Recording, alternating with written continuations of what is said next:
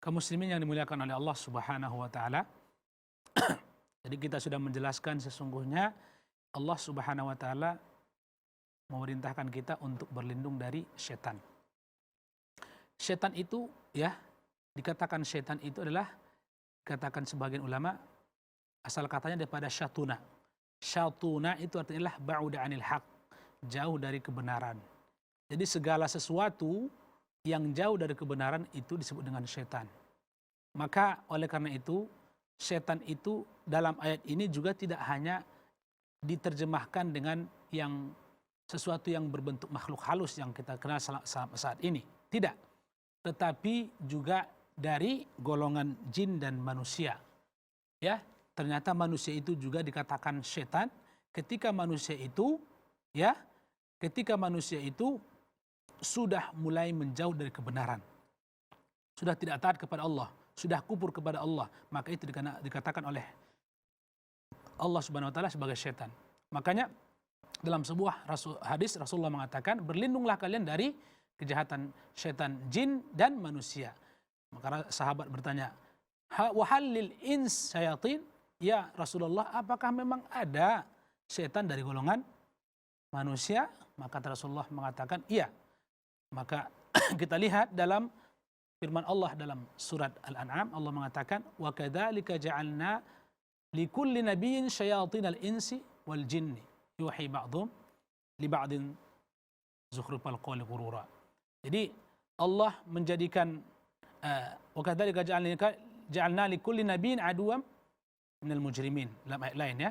Jadi Allah Subhanahu wa taala mengatakan ada setan dari golongan jin dan golongan manusia.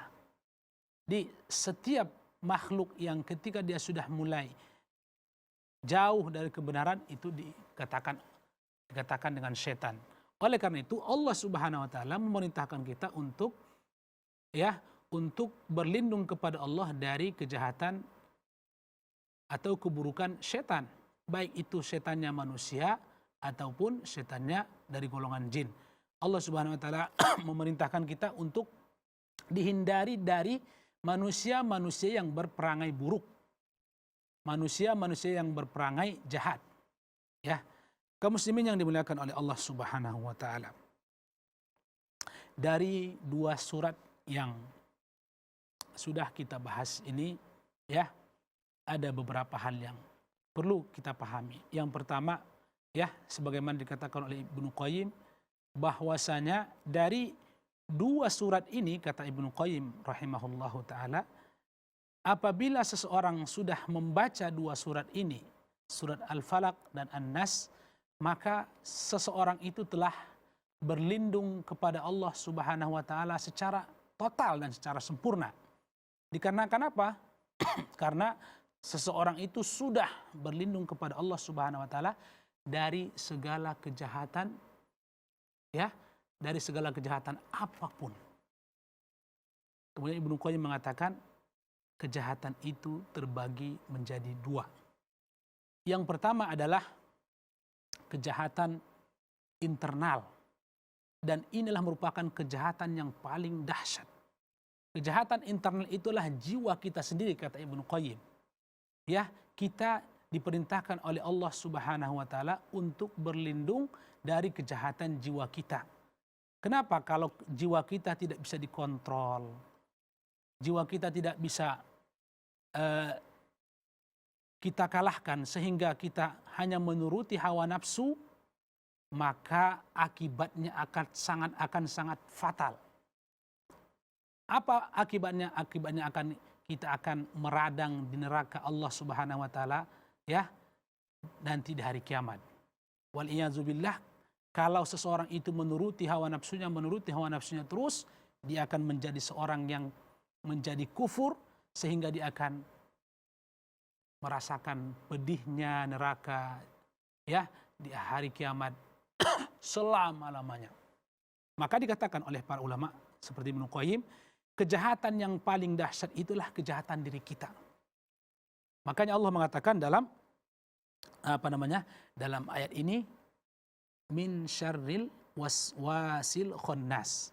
Ada makhluk yang selalu membisikkan di dalam diri kita, di dalam jiwa kita, agar jiwa kita itu, agar diri kita ini jauh dari Allah Subhanahu wa taala, agar diri kita ini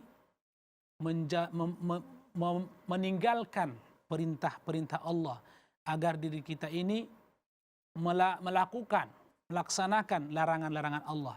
Itulah yang diinginkan oleh makhluk itu, yaitu syaitan. Ya, syaitan. Nah, jikalau ini kita turuti dan jiwa kita juga kita turuti, maka dikatakan ulama ini pertanda sesungguhnya adalah merupakan hal yang membawa kepada kesengsaraan yang akan menjadi kesengsaraan yang abadi begitu.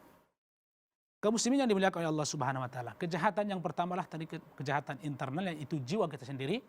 Kemudian kejahatan yang menimpa seseorang itu juga lah kejahatan eksternal, yaitu al-khariji, amrun khariji. Apa itu?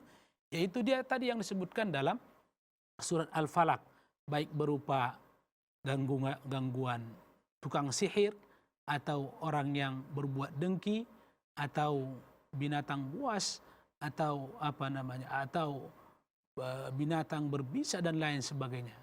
Jadi inilah apabila kita baca dua surat ini, maka kita telah berlindung kepada Allah Subhanahu wa taala, meminta penjagaan Allah Subhanahu wa taala secara sempurna.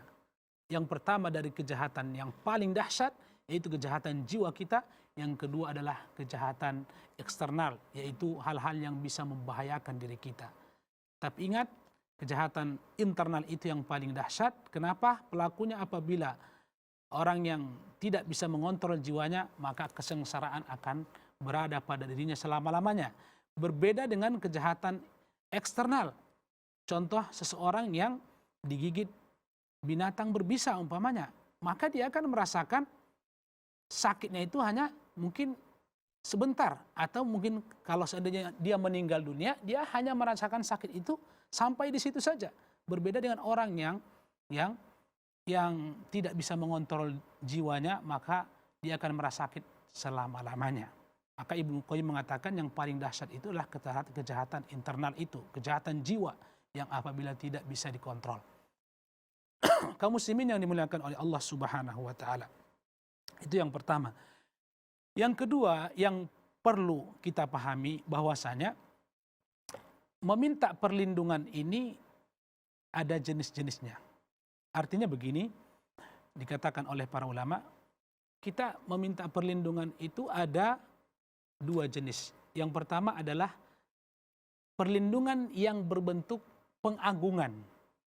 Pengagungan. Ini tidak boleh atau semacam persembahan.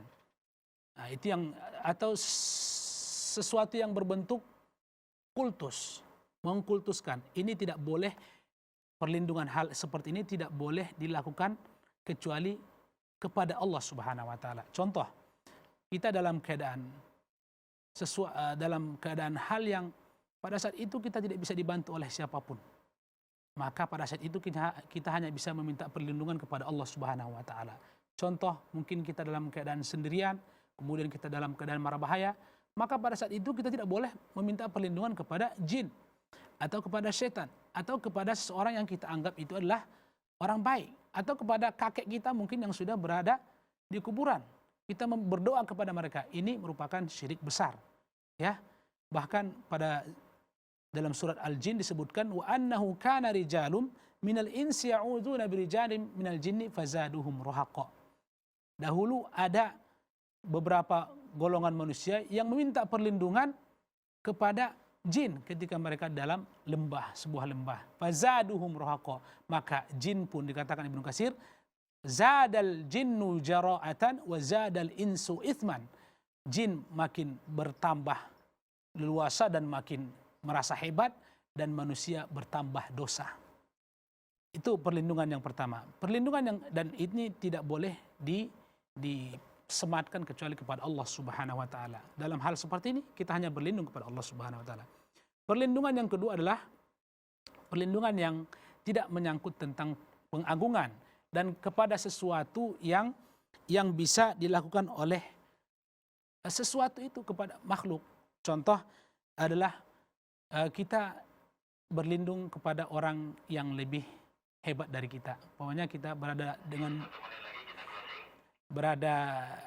bertemu dengan musuh, ya. Kemudian kita berlindung kepada orang yang bisa membantu kita, mungkin dia punya senjata atau apa, itu boleh. Maka kata Rasulullah SAW, waman lahu malja falyalja bihi, atau kama qala Nabi sallallahu alaihi wasallam, siapa yang bisa berlindung kepada sesuatu maka berlindunglah kepada sesuatu itu. Itu kata Rasulullah sallallahu alaihi wasallam. Kaum muslimin yang dimuliakan oleh Allah Subhanahu wa taala, demikianlah yang bisa kita sampaikan. Semoga Allah Subhanahu wa taala memberikan manfaat dari apa yang kita sampaikan, dan semoga mulai saat ini kita sadar bahwasanya kita meminta perlindungan hanya kepada Allah Subhanahu wa taala, dan kita apabila terkena penyakit, ya, baik itu penyakit gangguan jin, makhluk halus, terkena sihir dan lain sebagainya, mari kita jadikan qul a'udzu birabbil falaq dan qul a'udzu birabbin nas sebagai penawarnya, sebagai obatnya. Tidak mendatangi paranormal, tidak mendatangi dukun, tidak mendatangi orang-orang pintar yang katanya orang pintar. Maka kita bertawakal kepada Allah dengan membacakan surat ini, karena inilah yang Allah ajarkan kepada Rasulullah. Kita sebagai pengikut Rasulullah, cinta kepada Rasulullah, kita amalkan seperti apa yang diamalkan oleh Rasulullah sallallahu alaihi wasallam. Subhanakallahumma bihamdik asyhadu an la ilaha illa anta astaghfiruka wa atubu ilaik. Assalamualaikum warahmatullahi wabarakatuh.